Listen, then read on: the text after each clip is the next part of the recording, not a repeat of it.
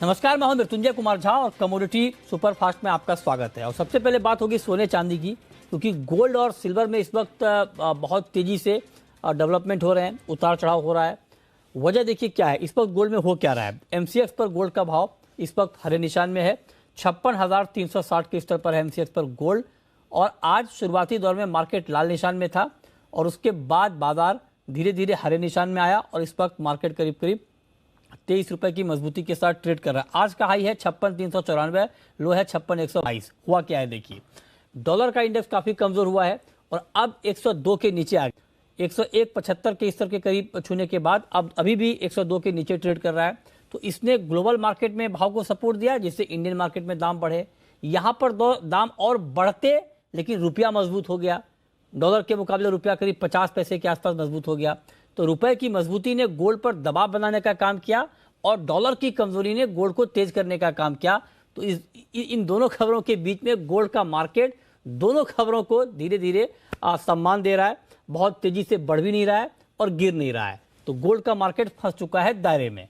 अब सवाल यह है कि यहां से गोल्ड होगा क्या? क्या डॉलर की कमजोरी रुपए की मजबूती पर ज्यादा हावी हो जाएगी इवनिंग ट्रेड में, या रुपए की मजबूती गोल्ड के सामने स्पीड ब्रेकर बनकर बनी रहेगी? इसी पर हम पहले बात करेंगे। अमित सजेजा हैं हमारे साथ मोतीलाल ओसवाल के। अमित जी, बहुत स्वागत है आपका। क्या करें, रुपए और डॉलर की इस उठापटक के बीच गोल्ड में क्या करना चाहिए अभी? अमित जी, आपने काफी हाँ जी बोले बोले। यस, हाँ जी, आई एम सॉरी। जी, आपने एकदम सही तरीके से बताया कि दोनों जो विपरीत जो ऑपोजिट फोर्सेस हैं वो गोल्ड को फिलहाल एक न्यूट्रल जोन में रखे हुए हैं। लेकिन मैं क्योंकि ट्रेंड में बिलीव करता हूं, तो मैं ट्रेंड के साथ चलूंगा। मुझे लगता है कि 1945 से 1950 डॉलर तक स्पॉट गोल्ड आ सकता है। इसके चलते इवेंचुअली जो है गोल्ड ऊपर जाएगा। ये जो डिप मिल रही है या ये जो एक साइडवेज सा मूव मिल रहा है, मुझे लगता है कि इसमें गोल्ड को बाय करना चाहिए। एक न्यू ऑल टाइम हाई हमें 56,550 के ऊपर मिल सकता है वेरी शॉर्ट टर्म बेसिस, शायद रिटेल सेल्स डेटा के बाद ही। तो इसके चलते गोल्ड पे बाय ऑन डिप की रणनीति होगी। सिमिलरली चांदी में भी मेरा मानना है कि बहुत ज्यादा समय से हम 68,000 से 69,000 के बीच एक सपोर्ट जोन फॉर्म कर रहे हैं। 69,000 के करीब अगर प्राइस मिलती है तो वहां पर बाइंग कीजिए। 70,000 का एक इमीडिएट इंट्राडे लक्ष्य होगा।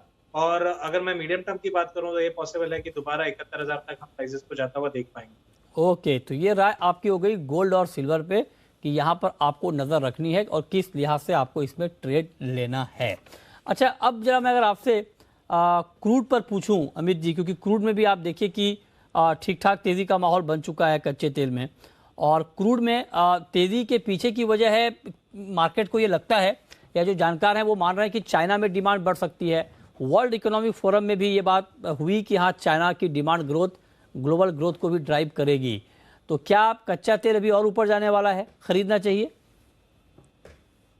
जी देखिए, कच्चे तेल में कहीं ना कहीं जो पिछले हफ्ते हमने भारी ड्रॉडाउन देखा था ईआई और एपीआई की इन्वेंट्री जो यूएस से आती है, उसके बावजूद हमने कच्चे तेल में एक रेजिलियंस देखा है, एक ऊपर जाने की जो क्षमता है वो दिखा रहा है।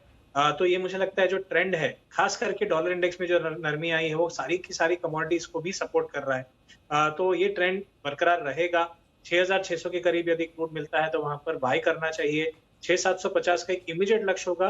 वहां पर मैं प्रॉफिट बुक करने की सलाह जरूर दूंगा, क्योंकि पिछले रेजिस्टेंस है, एक बार वो ब्रीच हो जाता है उसके बाद एक फ्रेश लीज ऑफ लाइट मिल सकती है क्रूड को, जहां पर ऊपर में 6,900 तक के लिए भी प्राइस ओपन हो जाए।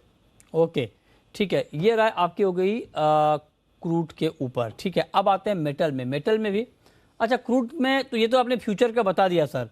क्रूड के ऑप्शन में अगर ट्रेड लेना हो तो? जी देखिए, क्योंकि ऑप्शंस की कल नियर मंथ की एक्सपायरी हो गई, तो हम नेक्स्ट मंथ जो है फेब में वहां पर एक्टिव मंथ हो चुका है। मेरा मानना है कि 6,700 का कॉल 270 के करीब जब मिले तो वहां पर बाय करना चाहिए। ऊपर में 370 तक के लक्ष्य होंगे और 220 का स्टॉप लेके चला जा सकता। ओके, तो ये राय आपकी हो गई कच्चे तेल के ऊपर, इस पर आप नज़र रखिए। अब आते हैं मेटल में। और डॉलर की वीकनेस और चाइना में डिमांड बढ़ने की उम्मीद से मेटल मार्केट भी तेज़ है। सारे के सारे मेटल काउंटर इस वक्त आप देखिए हरे निशान में ट्रेड कर रहे हैं। लेकिन मेटल में कॉपर अभी आपको कैसा लग रहा है? एलएमई पर 7 महीने की ऊंचाई के आसपास है कॉपर। क्या करें कॉपर में, अमित जी? अच्छा जी जी, हाँ जी, देखिए कॉपर में हालांकि शॉर्ट टू मीडियम टर्म जो व्यू है वो अभी भी तेजी का है। मुझे लगता है कि 805 तक के भी लक्ष्य हमें 2 से 3 में देखने मिलेंगे, लेकिन प्योरली इंट्राडे बेसिस क्योंकि बढ़त अच्छी खासी हो गई है मुझे यहाँ। ओके, तो कॉपर में आप कह रहे हैं कि इंट्राडे के पॉइंट ऑफ व्यू से 785 पर बेचें, टारगेट 778 का, 789 पर स्टॉप लॉस, लेकिन ये सिर्फ और सिर्फ इंट्राडे के लिए है। आप कह रहे हैं कि आगे कॉपर में तेजी का ही माहौल रहेगा और कॉपर के दाम आगे बढ़ेंगे, लेकिन आज के लिए आप कह रहे हैं कि इसमें आप बिकवाली करके चल सकते हैं। तो ये राय आपकी हो गई कॉपर के ऊपर। अब आते हैं नेचुरल गैस पे। नेचुरल गैस में बहुत ज़्यादा उठापटक का माहौल हाल के दिनों में रहा है। आज गिरावट है, कल देखिए कितनी तेज़ी थी, नामेक्स पर 10% दाम बढ़ गए थे नेचुरल गैस के। इंडियन मार्केट में भी तेज़ी थी, लेकिन आज यहाँ पर 4% नीचे है एनजी के दाम। तो नेचुरल गैस पर अमित जी आपका व्यू? जी बिल्कुल। देखिए मुझे लगता है कि जनरली ये भी होता है कि जब सारे जो अग्रेसिव कमोडिटीज या रिस्कियर कमोडिटीज होती है, नेचुरल गैस में एक दबाव का माहौल बना रहता है। सेकेंडली जो ट्रेंड है वो फर्मली डाउनसाइड है पिछले कुछ हफ्तों से। तो मुझे लगता है ये ट्रेंड दोबारा रिज्यूम हुआ है कल की तेजी के बाद।